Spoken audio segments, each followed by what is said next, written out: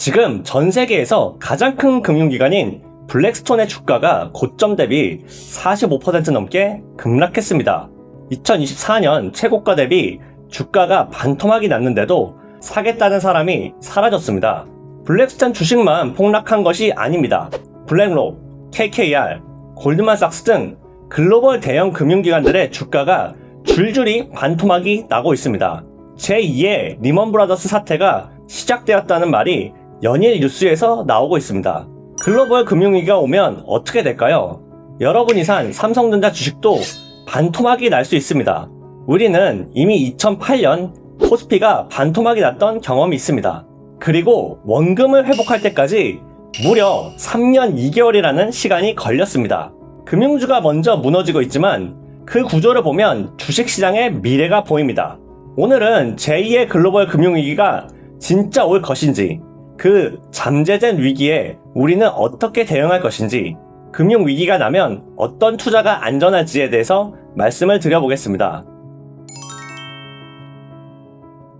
현재 진행되고 있는 금융위기의 시작은 사모대출입니다. 먼저 사모대출이 뭘까요? 기업들이 돈이 필요하면 은행에서 돈을 빌립니다. 하지만 은행이 아무한테나 돈을 빌려줄까요? 절대 그렇지 않습니다. 은행은 철저하게 돈을 갚을 수 있는 능력을 측정합니다. 담보가 있다거나 혹은 회사의 이익이 안정적일 때 돈을 빌려줍니다. 문제는 은행에서 돈을 빌릴 수 없는 기업들은 어떻게 할까요? 바로 이때 사모대출이 등장합니다. 은행에서 돈을 빌릴 수 없을 때 기업들은 사모대출 펀드를 찾아갑니다. 그럼 이런 기업들은 우량한 기업일까요? 당연히 그렇지 않습니다. 대부분 대기업보다는 중소기업들이 사모대출을 이용합니다. 마치 개인들이 은행에서 대출을 거절당하면 대부업체를 찾아가는 것과 동일합니다. 그럼 이자는 어떨까요? 당연히 은행에서는 3, 4%의 이자를 책정하지만 사모대출은 10%, 많게는 15%의 고금리로 책정을 합니다. 당연히 돈을 못 갚을 가능성이 높을 수밖에 없습니다. 예전부터 사모대출은 존재해 왔습니다. 문제는 그 규모가 엄청나게 커진 것이 문제입니다. 왜 이렇게 사모대출 시장이 커졌을까요? 바로 유동성 때문입니다.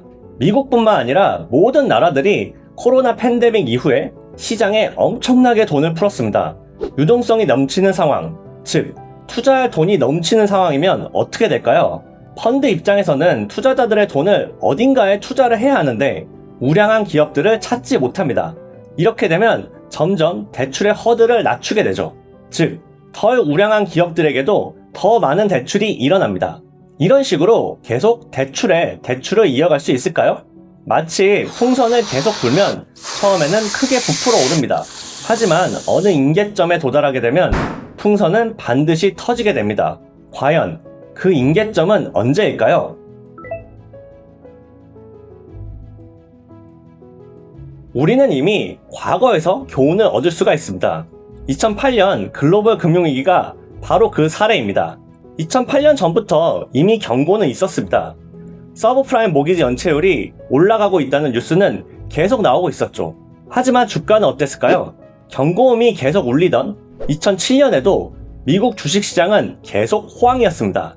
하지만 2008년 결국 임계점에 도달한 풍선이 빵! 하고 터졌을 때 주가는 순식간에 곤두박질 칩니다. 과연 지금 다가오는 위기는 임계점이 언제일까요?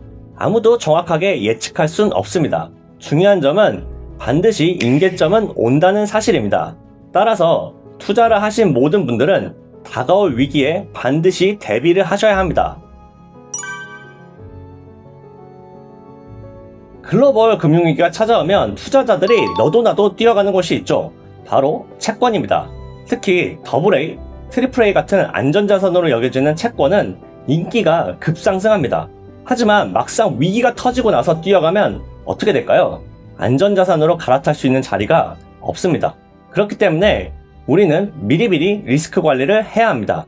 AA, AAA 채권, 지금은 살 수 있습니다. 하지만 막상 위기가 오면 살 수 있는 기회는 사라집니다.